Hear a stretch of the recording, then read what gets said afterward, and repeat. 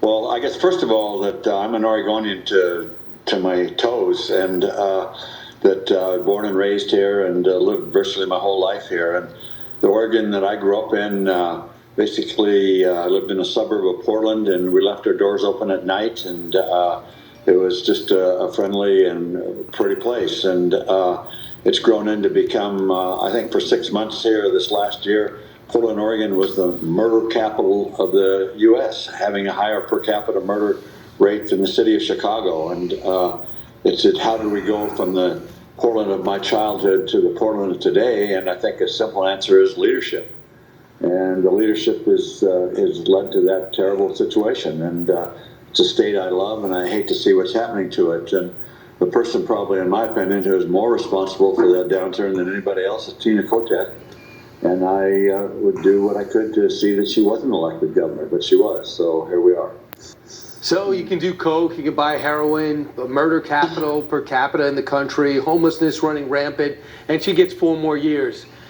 Can you wrap your head around that type of report card that gets you 4 more years in office, and you have 2 counties who want to leave Oregon and go to Idaho?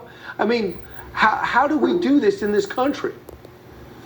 It's especially in Oregon, Brian, that it is such a special place of my youth. And yeah, the cocaine is legal, heroin is legal, and plastic straws are not. That was all passed in the same year. It's just very sad to watch happen, and I wanted to try what I could do to keep it from going downhill, and I tried, but here we are. So you put $4 million into 2 separate candidates. It didn't work. Nike put money into her. Does that bother you? The company you founded puts money into the Democrat? Actually, it doesn't. That John Donahoe is CEO, and he's the best CEO in the industry, and that he's a little bit to my left, but it's not an ocean difference. And I understand why they did it. I think they thought she was going to win, and so no, I'm okay with it. So one of the best books I ever read was the book about you, Shoe Dog, and I had a chance to go to the Nike campus, and it was one of the best shoots I ever had, just get a chance to know you and see what you've accomplished. It's amazing. Is it possible to bring manufacturing here significantly? We keep talking about it. The world relations have never been worse between our 2 countries. They are absolutely our rival, if not our enemy. We're not going to be able to really be in control of our own economy unless we do. You know the reality of it. I remember it was Japan first. So Phil Knight, is it possible to bring manufacturing back to America?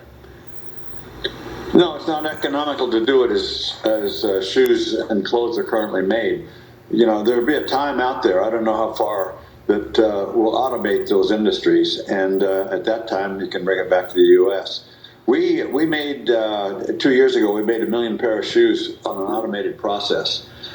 It wasn't quite ready yet. It wasn't quite economical, but those days are not too far behind us and too far ahead of us. And so I think there will be a day, but it's not quite yet. Wow. Phil, I could go on for another 2 hours. It's great to see you. Thanks so much. I know you like to win, but everyone understands.